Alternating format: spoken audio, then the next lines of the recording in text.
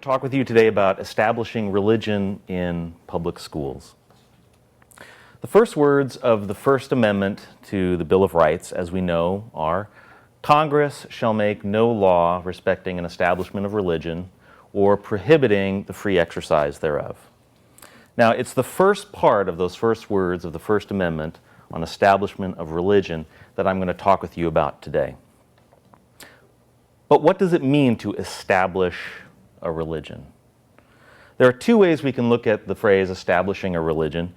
One sense is an everyday sense of creating a religion, and this is done by private individuals, and we see this throughout history. We see charismatic and inspired persons who communicate their reception of divine revelation to others, and then they gather followers, and eventually religious institutions are created. And we see this in American history in the 19th century and the early 20th century, with Mary Baker Eddy founding Christian Science, of course Joseph Smith founding the Church of Latter-day Saints, or the Mormon faith, and also the Jehovah's Witnesses, who grew out of the teachings of Charles Taze Russell. The other sense of establishing a religion is legal and constitutional. And it's a term of art, which means it's a term that has a very specific reference, in this case, to those words of the First Amendment that I just mentioned. Now, remember, fresh in the minds of the framers of the Constitution in 1787 and of the Bill of Rights in 1791 was the historical memory of religious wars in the old world of Europe, where the churches of various countries were so entwined with the monarchies and the government that the First Amendment was designed to break away from that. And also in the framers' minds were the experiences in the British colonies before 1776 of established churches in the colonies.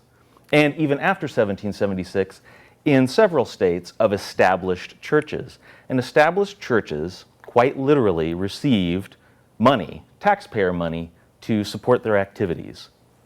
In the states, they received it from the state legislatures.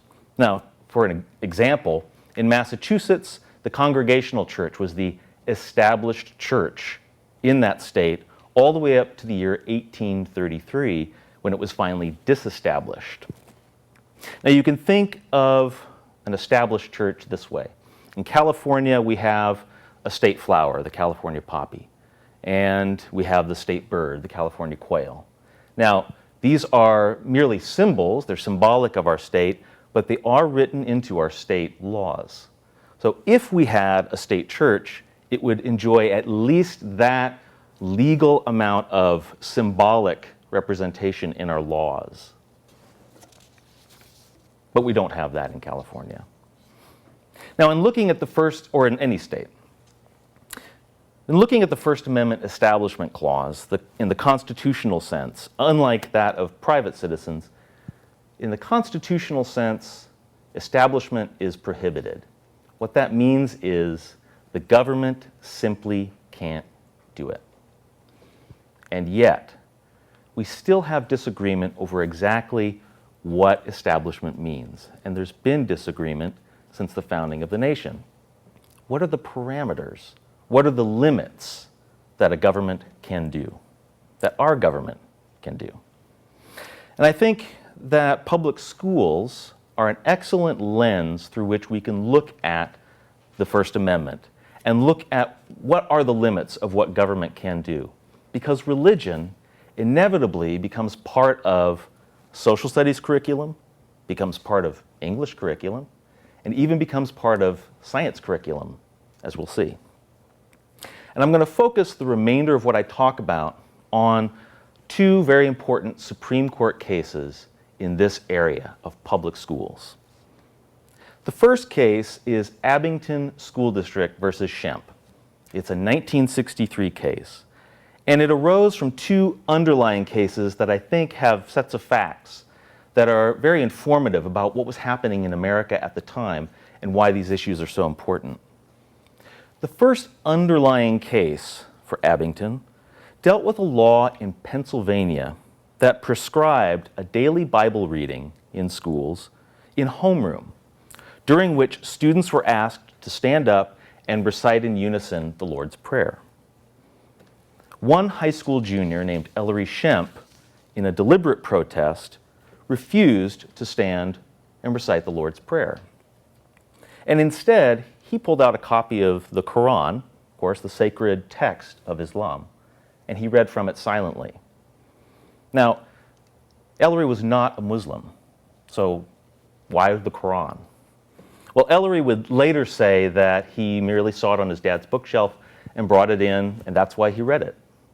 Now, it also so happens that Ellery was a Unitarian. His family were Unitarians, and the Unitarian Church has historically been a liberal faith. That means they draw inspiration and influence from world religions. And the Unitarian Universalist Church today, which is the inheritor of the Unitarian Church, is the same. Now, for his protest, Shemp spent the remainder of the year's homerooms in the guidance counselor's office. He was disciplined, in other words, and his parents sued the school district. The second underlying case for the Abington Supreme Court case came from the state of Maryland. Now, in Maryland, there was a law that also mandated Bible readings in public school classrooms. And in this case, in another deliberate protest, a middle schooler named William Murray III simply interrupted his teacher reciting the Bible and called it, quote unquote, ridiculous. He was also disciplined by his school. Now, Murray, at the time, was an atheist. In fact, his mother was Madeline Murray O'Hare, who at the time was a very well-known atheist, very public atheist. And she rather prefigured some of the new atheists we've seen in the last few years. And in some ways, her criticisms of religion and Christianity prefigure the arguments of people like Richard Dawkins and others we might be familiar with, like the late Christopher Hitchens. In fact, she founded an atheist activist organization, American Atheists, which is still active today. So there was a strong reason why they wanted to protest against the Bible readings in class. Now, when these two cases came before the Supreme Court did what it usually does when it has two issues from different states or multiple issues. They consolidated them into one case, which is why it's called Abington School District versus Shemp. Now, after hearing oral arguments, a majority on the court decided that yes, these Bible readings violated the Establishment Clause of the First Amendment. In other words, they were an establishment of religion. Now, the Chief Justice, Earl Warren, assigned the decision to be written by Justice Tom C. Clark, himself a devout Presbyterian Christian. And Tom C. Clark outlined for us today two key ideas for examining religion and the Bible in public schools. First, he outlined that the Bible and religion have a role in every child's education. He wrote this. This is from the decision. It might well be said that one's education is not complete without a study of comparative religion or the history of religion and its relationship to the advancement of civilization. It certainly may be said that the Bible is worthy of study for its literary and historic qualities. Nothing we have said here today indicates that such study of the Bible or of religion, when presented objectively as part of a secular program of education, may not be affected consistently with the First Amendment. Secondly, Clark articulated a test that courts must use in evaluating any of the government's laws or statutes, statutes being state laws, respecting religion. To withstand the strictures of the Establishment Clause, he wrote, there must be a secular legislative purpose to the law and a primary effect that neither advances nor inhibits religion. 8 years later, in 1971, Clark's words here would find their way into a landmark Supreme Court case that I'll briefly summarize, called Lemon versus Kurtzman. This case dealt with state-funded subsidies for resources and teachers in private religious schools. These are resources that were going to teachers teaching secular subjects, but in religious schools. The court found these subsidies also established a religion, meaning they violated the Establishment Clause. They were therefore unconstitutional. The court developed the so-called Lemon Test, named after the case. In judging the laws or statutes, courts must decide three things.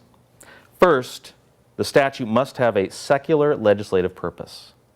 Second, its principal or primary effect must be one that neither advances nor inhibits religion. Finally, the state must not foster an excessive entanglement between government and religion. So let me break that down for you. A law is unconstitutional and invalid if it has a religious purpose, if it primarily helps or harms religion or people's religious beliefs, or if it requires government to get too involved in monitoring people's behavior based on religious ideas, or sharing decision-making power with some religious group or church body. A law that fails any one part of this three-part test fails entirely.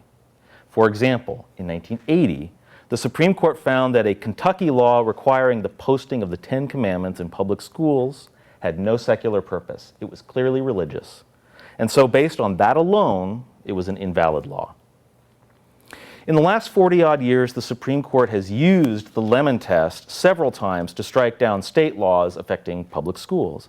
I already mentioned the Ten Commandments, but the court also struck down a law allowing clergy to recite prayers at high school graduations, and another law allowing student-led, student-initiated prayer at football games, because such prayer appeared to endorse one religious group, which happened to be a Baptist majority group in this community, over minority religious groups. And it should be noted that it was a Mormon family and a Catholic family that brought a lawsuit to end the student-led prayers. The Lemon Test is not unanimously praised on the Supreme Court, however, and its use usually results in contentious split court decisions. The so-called liberal wing of the Supreme Court, for example, generally tends to favor the Lemon Test, even in some modified version, as a means of strictly separating church and state. The so-called conservative wing has used other tests, such as the coercion test. Simply stated, is the government coercing anyone into participating in a religion? This test was recently used to uphold prayers at city council meetings. Nonetheless, the Lemon Test has been used countless times over the last few decades in federal courts and state courts in any case that involves the Establishment Clause of the First Amendment. In 2005, for example, a federal court in Ohio struck down a school policy promoting the use of a biology textbook based on intelligent design, which the court found to be just a rehash of religious creationism, which the Supreme Court had also said was an establishment of religion in public schools. In 2013, however, here in California, in San Diego County, the Lemon Test was used by a judge in a trial court to allow the continuation of a program of yoga instruction for physical fitness in PE classes. The judge there ruled that the use of yoga, even though it had its origins in Hinduism, did not establish a religion because the school district retained control over the curriculum and the school district trained the teachers. The issue here was that the money to fund the yoga program came from an outside religious organization that had clear ties to the Hindu faith. Nonetheless, it was not an establishment of religion as long as the school controlled the curriculum. So, to sum up, the First Amendment prohibits the government on any level from establishing religion. Kindergarten through 12th grade public schools are a part of the government, and public school employees, including teachers, are subject to that prohibition. They cannot establish religion in some of the ways that I've outlined. And finally, the meaning of establishment of religion that I asked about at the beginning may be somewhat in flux, may be changing on the Supreme Court and in courts as the Lemon Test, the test we've used for the last 40 years or so, becomes modified. And we'll have to see in coming years what will come on the Supreme Court in deciding some very important issues that will arise. Thank you very much.